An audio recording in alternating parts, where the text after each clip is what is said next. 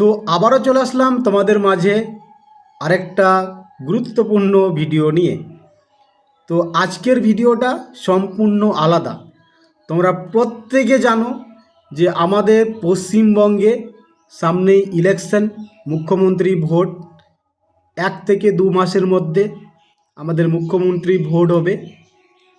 সেই জায়গায় দাঁড়িয়ে আমাদের পশ্চিমবঙ্গে এখন ভোটের রাজনীতি শুরু হয়ে গেছে। সেটা আমরা কম বেশি সবাই লক্ষ্য করছি সোশ্যাল মিডিয়ার মাধ্যমে। ভালো কথা, যে যেমন পাচ্ছে মিথ্যা রটাচ্ছে, আমরা দেখতেই পাচ্ছি। তো গত 3 দিন আগে আমাদের মাননীয় মুখ্যমন্ত্রী কলকাতার ধর্মতলায় একটা ধর্ণা মঞ্চ রেখেছেন। কিসের ভিত্তিতে? আমরা জানি যে কিছুদিন আগে আমাদের এসআইআর হয়েছে। সেই জায়গায় কিছু কিছু ব্যক্তি যাদের নাম বাতিল করা হয়েছে, আর কিছু কিছু মানুষের নাম বিচারাধীনে রাখা হয়েছে, প্রায় 60 থেকে 70 লক্ষ মানুষ। তো সেই বিষয় নিয়ে আমাদের মাননীয় মুখ্যমন্ত্রী ধর্ণা মঞ্চ সবাই মিলে বসেছেন। ভালো কথা, আমাদের ভারতের সবার গণতান্ত্রিক অধিকার রয়েছে, সবার নিজের মতামত প্রকাশ করার। ভালো কথা। সেই জায়গায় দাঁড়িয়ে তোমরা প্রত্যেকে জানো যে কিছুদিন আগে আমাদের যুবশ্রী, যে সমস্ত ভাই ও বোনেরা যারা কোনো ধরনের এখনও গভর্নমেন্ট জব পাওনি, তাদের উদ্দেশ্যে একটা যুবশ্রী প্রকল্প চালু করেছিল আমাদের পশ্চিমবঙ্গ সরকার। সেই জায়গায় আমাদের দুয়ারে সরকারের মতো রেজিস্ট্রেশন ক্যাম্প হয়েছিল। সেই জায়গায় অফলাইনের মাধ্যমে আর অনলাইনের মাধ্যমে প্রায় 80 থেকে 90 লাখ বেকার যুবক যুবতীরা সেই প্রকল্পে আবেদন করেছিল। সেই জায়গায় দাঁড়িয়ে আমাদের মাননীয় মুখ্যমন্ত্রী গত 7ই মার্চ ধর্ণা মঞ্চ থেকেই একটা অ্যানাউন্স করেছিলেন যে আজ থেকেই যারা বেকার যুবক যুবস্ত্রী তারা 1500 টাকা করে পাবে। তো আমাদের মাননীয় মুখ্যমন্ত্রী হয়তো জানতেন না যে যারা অনলাইনে আবেদন করেছে সেই জায়গায় সংখ্যাটা সামান্য, আর যারা অফলাইনে আবেদন করেছিল যে ক্যাম্পে, সেই সংখ্যাটা কিন্তু আনুমানিক 70 থেকে 80 লক্ষ। এটা স্বাভাবিক। তো সেই জায়গায় যে ডাটা এন্ট্রি করার যে প্রসেসটা এখনও সম্পূর্ণ হয়নি। যারা অনলাইনে আবেদন করেছিল, যে সমস্ত যুবক যুবতী, তারা কিন্তু কিছু জায়গায় তারা 1500 টাকা করে পেয়েছে। কিন্তু যারা অফলাইনে আবেদন করেছিল তারা কিন্তু এখনও পায়নি। তারা হয়তো প্রতিদিন মোবাইল চেক করছে, এই আমার মানে বেকার ভাতাটা আসলো এই নিয়ে, মানে সবাই, কেউ ব্যাংকে যাচ্ছে, কেউ হয়তো মোবাইলে চেক করছে, এটা হয়ে থাকে। কিন্তু আমি তাদের উদ্দেশ্যে একটাই কথা বলবো, এই বেকার ভাতাটাই কি শেষ? যে সমস্ত প্রিয় ভাই ও বোনেরা বা দাদারা বা দিদিরা আছো, তোমাদের মনে প্রশ্নটা জাগছে না যে এই বেকার ভাতাটাই কি শেষ? এই বেকার ভাতা দিয়েই কি যুব সমাজকে মুখ বন্ধ করতে চাইছে? তাদের যে দীর্ঘদিনের যে এই পরিশ্রম, পড়াশোনা, কারো বিএড, কারো ডিএড, কারো এমএ, কারো বিএসসি, কারো এমএসসি, যে সমস্ত কোয়ালিফিকেশন, এটা কি শেষ এই 1500 টাকা দিয়েই? একবার ভেবে দেখুন তো। এই যে আমাদের মাননীয় মুখ্যমন্ত্রী 2011 থেকে 2026 15 বছর ধরে যে নিয়োগগুলো করেছে, প্রতিটা নিয়োগ কি স্বচ্ছ আপনাদের মনে হয়? যেখানে শিক্ষা থেকে আরও ইটিসি আছে, সব কিছুতেই দুর্নীতি। সেই জায়গায় আমাদের যুব সমাজকে যুবশ্রী বেকার ভাতা প্রকল্প চালু করেছে। 5 বছরের যে বাজেট, সেই বাজেটের ভিত্তিতে 1 থেকে 1.5 লক্ষ ছাত্রছাত্রীদেরকে একটা নতুন নিয়োগ প্রক্রিয়া করে সেখানে সম্পূর্ণ করতে পারত, কিন্তু সেটা না করে আমাদের যুবশ্রী ভাতা প্রকল্প চালু করলো। এটা লজ্জার ব্যাপার। চাকরি দিতে পারে না, আবার ভাতা ঠিক দিতে পারে। রাজ্যটা ভাতাতে ভরে গেছে, লক্ষ্মীর ভাণ্ডার থেকে শুরু করে বিভিন্ন ধরনের প্রকল্প। এখন যুব সমাজটাকেও ছাড়লো না। মাসে 1500 টাকা করে প্রত্যেকে পাচ্ছে, কিন্তু এইদিকে যারা সরকারি কর্মচারী তাদেরকে ডিএ দিতে পারছে না। যুব সমাজকে 1500 টাকা দিয়ে কিনে রাখবে আমাদের এই সরকার। এতটাই বেকার আমাদের এই যুব সমাজকে তারা 1500 টাকা দিয়ে সন্তুষ্ট করতে চাইছে। এই সময় যদি যুব সমাজ তোমরা না জাগো, তাহলে আগামীতে আরও বিভিন্ন ধরনের যুব সমাজের প্রকল্প আসবে। এটা নিয়েই সবাইকে সন্তুষ্ট থাকতে হবে। কোনো নিয়োগ প্রক্রিয়া হবে না, আর যদিও বা হয় সেটাতেও দুর্নীতি হচ্ছে। ভিতরে ভিতরে প্রতিটা ক্ষেত্রেই দুর্নীতি হচ্ছে। নাহলে সব কিছু হয়ে যাচ্ছে, রিক্রুটমেন্টের সব কিছু প্রসেস কমপ্লিট, তারপর কেসের ওপর কেস, সব কিছুতেই কেস। এমন কোনো রিক্রুটমেন্ট দেখলাম না যে স্বচ্ছভাবে হচ্ছে। আর হয়েও যে চাকরিটা কনফার্ম থাকবে তারও গ্যারেন্টি নেই।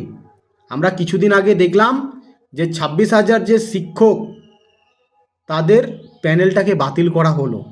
সেই জায়গায় দাঁড়িয়ে আবার তাদের নতুন করে রিক্রুটমেন্ট করে সব ধরনের প্রসেস করার পরেও এখনও আবার শুনছি যে তাদের মধ্যেও নাকি কিছু অস্বচ্ছতা রয়েছে।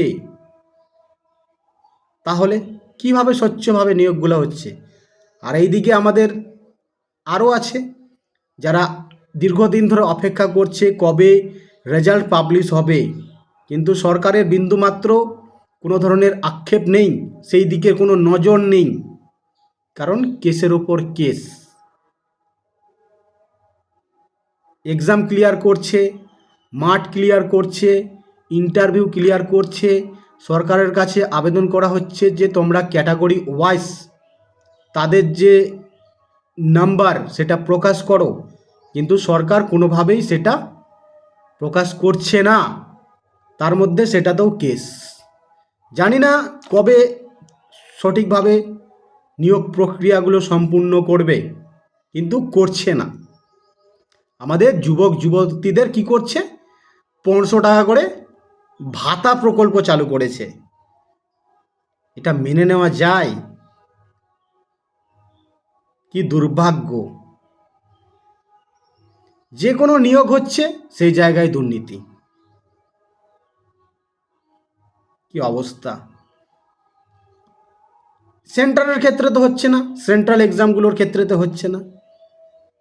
প্রতি বছর রিক্রুটমেন্ট হচ্ছে, হাজার হাজার ক্যান্ডিডেট পশ্চিমবঙ্গ থেকে, কেউ বিএসএফ, কেউ সিআরপিএফ, কেউ সিআইএসএফ, কেউ গ্রুপ ডিতে, আরও কেউ বিভিন্ন পদে নিযুক্ত হচ্ছে।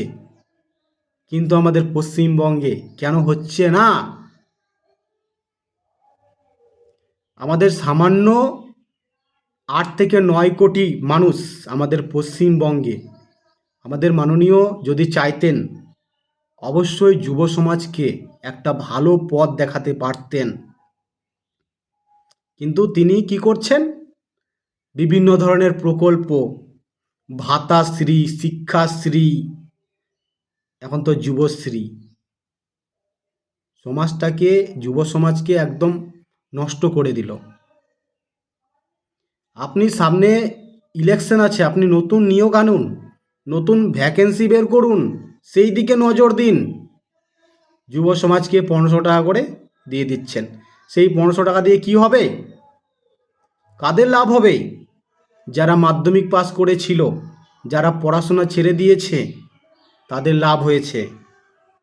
তারা কি করছে? সেই টাকা দিয়ে মজা করবে, ড্রিঙ্কস করবে, মদ খাবে। সেই মদের দাম তো বেড়ে গেছে। আর এদিকে কি করছে? সামান্য কিছু আমাদের যে এলপিজি গ্যাস, আমরা প্রত্যেকেই জানি যে আমাদের লিকুইফাইড পেট্রোলিয়াম গ্যাস ভারতবর্ষের যে আমাদের লিকুইফাইড পেট্রোলিয়াম গ্যাস, তার যে আমদানি রপ্তানির যে ব্যাপারটা আমরা প্রত্যেকেই জানি যে আমাদের বাইরের দেশগুলো থেকে সেই জিনিসগুলো আমদানি করতে হয়।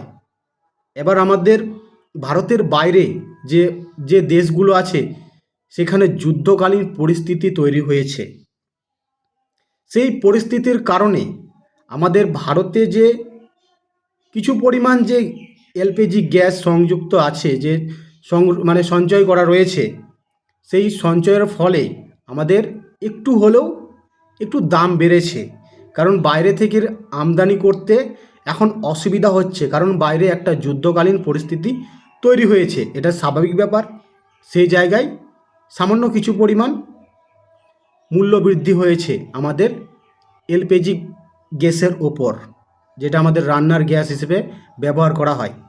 সেই জায়গায় আমাদের পশ্চিমবঙ্গেই আন্দোলন শুরু হয়ে গেছে যে কেন গ্যাসের দাম বাড়ানো হলো। কিন্তু জানে না যে এখন ভারতের বাইরের দেশগুলোতে যুদ্ধকালীন পরিস্থিতি শুরু হয়েছে। সেই গ্যাসের দাম বৃদ্ধি পাওয়ার ফলে থালা বাটি যে যার মতো বাজাতে শুরু করে দিয়েছে। কেন দাম বাড়ল? জবাব চাই। দাম বাড়ার স্বাভাবিক, একটা যুদ্ধকালীন পরিস্থিতিতে সব কিছু জিনিসের দাম বাড়ে। তাই বলে যে ব্যান্ড পার্টি নিয়ে বাজনা শুরু করে দেব? কিন্তু একবার আমাদের পশ্চিমবঙ্গ সরকার বলল না যে আমরা যে জিএসটি ট্যাক্সটা নিচ্ছি, যে তোমরা 100 থেকে 150+ যে ট্যাক্স নেওয়া হচ্ছে, সেটা ছাড় দেওয়া হোক। ছাড় দিতে পারবে? পারবে না। কারণ ট্যাক্সের টাকায় তো আমাদের ওই লক্ষ্মীর ভাণ্ডার থেকে শুরু করে বিভিন্ন ধরনের যে প্রকল্পগুলো দেওয়া হচ্ছে। একবার ভেবে দেখুন, আমাদের 2011 থেকে 2026 যদি আমাদের পশ্চিমবঙ্গ সরকার চাইতো কি না আমাদের পশ্চিমবঙ্গকে একটা উন্নত জায়গায় নিয়ে যেতে পারতো, যুব সমাজকে একটা ভালো পথ দেখাতে পারতো। কিন্তু না, তারা সেটা করবে না। তারা বাজেট রাখছে যে যুব সমাজকে 5 বছর ভাতা প্রকল্প। এটা আমাদের সত্যি লজ্জার বিষয়। সামনে ইলেকশন হবে, সব কিছুই হয়ে যাবে, হয়তো আপনি আবার জিতে যাবেন। কিন্তু একটাই কথা বলবো, যে যুব সমাজকে পথ দেখান, রিক্রুটমেন্ট নিয়ে আসুন। ছেলে মেয়েদের ভবিষ্যৎ নিয়ে খেলবেন না। প্রতি বছর রিক্রুটমেন্ট নিয়ে আসুন যে কোনো ক্ষেত্রে। কিন্তু আপনি 2 বছর পর রিক্রুটমেন্ট নিয়ে আসবেন, তারপর সেই রিক্রুটমেন্টেই আবার অস্বচ্ছতা। এটা ভাবা যায়? আর এখন রাজনীতিতে এতটাই মিথ্যাচার শুরু হয়ে গেছে, কিছু বলার নেই। একটা কথা, এই যে আমাদের যারা চাষাবাদ করে, যে সমস্ত চাষি ভাইরা, এই সময় বাজারে আলুর উৎপাদন মাত্রাটা অত্যাধিক, তো সেই আলুর দামটাও কিন্তু এখন নেই। 4 টাকা, 5 টাকা, 6 টাকা বিক্রি হচ্ছে আলু। যে জায়গায় তাদের খরচ বিঘা প্রতি 30 থেকে 35,000, সেই জায়গায় তাদের আনুমানিক 10 থেকে 12,000 টাকা করে লস হচ্ছে। সেই দিকটাও ভাবা উচিত। আপনি আপনার যে রাজ্যের যে আলু যে উৎপাদন, সেটাকে বাইরে রপ্তানি করার ব্যবস্থা করুন, কিন্তু আপনি সেটা করবেন না। পশ্চিমবঙ্গের আলু পশ্চিমবঙ্গেই থাক, দাম হোক বা না হোক, মরলে কৃষকেই মরবে, চাষিদের দিকে কোনো নজর নেই, কিছু বলার নেই। কি আর বলবো, আমাদের মাননীয় রাষ্ট্রপতি দ্রৌপদী মুর্মুকেও আপনি অপমান করতে ছাড়ছেন না, একজন দেশের রাষ্ট্রপতিকেও অপমান করতে ছাড়ছেন না। কিছু বলার ভাষা নেই, আপনি তো সংবিধানের ঊর্ধ্বে, সংবিধানের প্রোটোকল মানেন না। কথাগুলো একটু ভেবেচিন্তে দেখবেন। আমাদের কিছুদিন আগে আমাদের মাননীয় মুখ্যমন্ত্রী ধর্ণা মঞ্চ থেকে যে কিছু কথা আমাদের মাননীয় রাষ্ট্রপতি দ্রৌপদী মুর্মুকে বলেছিলেন, যে একবার আসুক আপনাকে স্বাগত করা হবে, কিন্তু আপনি যদি বছরে 50 বার আসেন তাহলে আপনাকে স্বাগত করা হবে না। তার ব্যক্তিগত ব্যাপার, সে কোন রাজ্যে কবার আসবে, কিন্তু আপনাকে তাকে অবশ্যই স্বাগতম করতে হবে। তিনি একজন দেশের রাষ্ট্রপতি। যাই হোক, এখন তো দেখছি ধর্ণা মঞ্চ থেকেও আপনি একটা রাষ্ট্রপতির একটা থাম্বনেল, যেখানে মানে আপনি অরিজিনাল ভিডিওটাই দেখেননি, যে ভিডিওটার মধ্যে কি আছে, ভুং ভাংকে কি বলে দিচ্ছে, সেই জিনিসটাকে নিয়ে আপনি সেই জায়গায় দেখাচ্ছেন। আগে সম্পূর্ণ ভিডিওটা দেখুন, কি ছিল ভিডিওটার মধ্যে। যে একজনকে যে সম্মানিত করা হচ্ছে, আমাদের একদিকে দেশের মাননীয় প্রধানমন্ত্রী, তার পাশে একজন যে আমাদের বিশিষ্ট যে ব্যক্তি, তাকে সম্মান করা হচ্ছিল, সেই জায়গায় দাঁড়িয়ে সম্মান করা হচ্ছিল, সেই জিনিসটা আপনি আমাদের সোশ্যাল মিডিয়ায় তুলে ধরছেন যে আমাদের প্রধানমন্ত্রী নাকি রাষ্ট্রপতিকে সম্মান করছে না। কিন্তু আপনি সম্পূর্ণ ভিডিওটা একবার দেখুন, আপনি দেখবেন না, আপনি মিথ্যাচার রটাতে ব্যস্ত। আমি একটাই কথা বলবো, যে আজকে যারা লক্ষ্মীর ভাণ্ডার, যুবশ্রী এগুলা নিয়ে সন্তুষ্ট থাকবে, তাদের আগামী প্রজন্ম অনেক কষ্টকর। আমাদের ভাতা নয়, নিয়োগ চাই, চাকরি চাই। নিয়োগ নিয়ে আসুন, চাকরি দিন। আপনি এই রাজ্যে 15 বছর কেন 30 বছর অবধি থেকে যাবেন। স্বচ্ছভাবে নিয়োগ করুন, কেউ বদলাতে পারবে না আপনাকে। যুব সমাজকে অন্ধকারের দিকে ঠেলে দিবেন না, এটা আমার রিকোয়েস্ট। আমাদের সেন্ট্রাল গভর্নমেন্ট যেভাবে রিক্রুটমেন্টগুলো করছে প্রতি বছর, সেইভাবে অবশ্যই প্রতি বছর আমাদের পশ্চিমবঙ্গেও রিক্রুটমেন্ট দরকার। তবেই যুব সমাজ এই অন্ধকার থেকে বেরিয়ে আসতে পারবে। আর আপনি 3 বছর পর একটা রিক্রুটমেন্ট করবেন, রিক্রুটমেন্টের মধ্যে আবার অস্বচ্ছতা রাখবেন, তো ধোঁয়াশা তো থাকবেই। কেউ ভাতা চায় না, চাকরি চায়। এখানে কিছু কিছু মহিলার অনেক লাভ হয়েছে লক্ষ্মীর ভাণ্ডার পেয়ে, কিন্তু আপনারা একবার ভেবে দেখেন, আপনার বাড়িতেও ছেলে মেয়ে আছে, তাদের ভবিষ্যৎ কিন্তু অন্ধকার। কারণ রিক্রুটমেন্ট হলেই সেই জায়গায় আপনার বাড়ির ক্যান্ডিডেট সে জব পাবে, আর রিক্রুটমেন্ট না হলে ওই 5 বছরের যে এগ্রিমেন্ট 1500 টাকা করেই পাবে, বছরে 18,000, 5 বছরে 90,000, কোনো কিছুই হবে না। ওই বাইরেই যাবে কাজের উদ্দেশ্যে। এটাই হচ্ছে। তো সামনে ইলেকশন, সবাই ভেবেচিন্তে নিজের ভোট অবশ্যই দিবেন। সবাই ভালো থাকবেন, সুস্থ থাকবেন। আর কিছু কথা বলতে চাই, যেটা আমাদের মাননীয় মুখ্যমন্ত্রী ধর্ণা মঞ্চ থেকে বলেছেন, যে আমরা আছি বলে ভালো আছি। আর কোন একটা সংগঠনকে, তার মানে কমিউনিটিকে তারা বললেন যে তারা যদি জেগে যায় 1 সেকেন্ডের মধ্যে নাকি আমাদের, মানে কি আর বলবো, কিছু বলার নেই। তিনি একজন রাজ্যের মুখ্যমন্ত্রী হয়ে তিনি যদি এই উস্কানিমূলক কথাবার্তাটা বলে, তাহলে এর থেকে জঘন্যতম বার্তা মনে হয় না মেনে নেওয়া যায়। যাই হোক,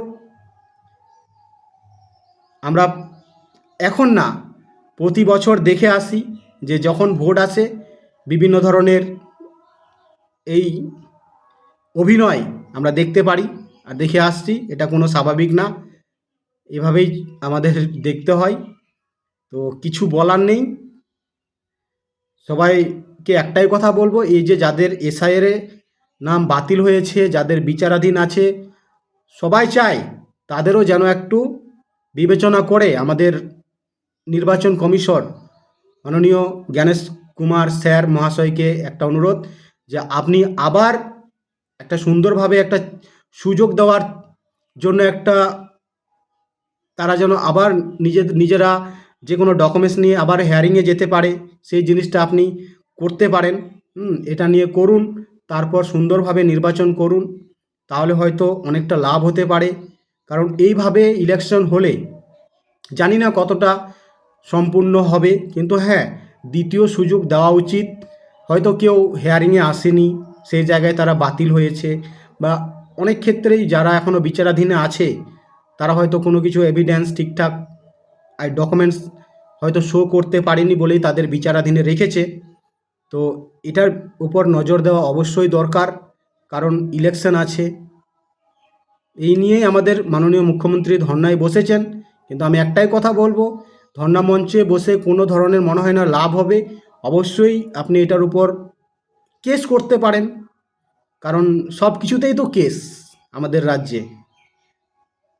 যাই হোক, সবাই ভালো থেকো, সুস্থ থাকো, আর কিছু বলার নেই। আমাদের ওই যুবশ্রী যারা ভাই বোনেরা টাকা পেয়েছে, ওই টাকা পেয়েই থাকো। আগামীতে আরও অনেক প্রকল্প আসবে, সেই প্রকল্পের টাকা নিয়েই থাকতে হবে। কারণ নিয়োগ হবে না, এ রাজ্যে নিয়োগ হলেও ওই নিয়োগটা পেন্ডিংয়ে থেকে যাচ্ছে, কারণ একের ওপর এটা কেস ওটাও কেস, এভাবেই অস্বচ্ছতা রয়েছে। কিছু বলার নেই। কমেন্ট বক্স খোলা থাকলো, অবশ্যই কমেন্ট করো। আর আরেকটা কথা বলি, যারা ওই ব্যান্ড পার্টি বাজাচ্ছ যুদ্ধকালীন পরিস্থিতিতে গ্যাসের দাম মূল্যবৃদ্ধি হওয়ার কারণে, তাদেরকে বলি এই অনেক কিছুর দাম বেড়েছে, মদের দাম বেড়েছে। আমরা যে বাইরে থেকে যে আগে বালি, আমাদের যে বাড়ি তৈরি করার যে বালি, তারও দাম কিন্তু অত্যাধিক মাত্রায় বেড়ে গেছে, তোমরা প্রত্যেকে জানো। তো সেই সেই জায়গায় তোমরা কেউ প্রতিবাদ করবে না। গ্যাসের দাম বেড়েছে তাই তোমরা প্রতিবাদ করছো, কিন্তু ওই ওই জিনিসগুলো কেউ প্রতিবাদ করবে না, কেউ আন্দোলন করবে না। তো সবাই ভালো থেকো, আর কিছু বলার নেই।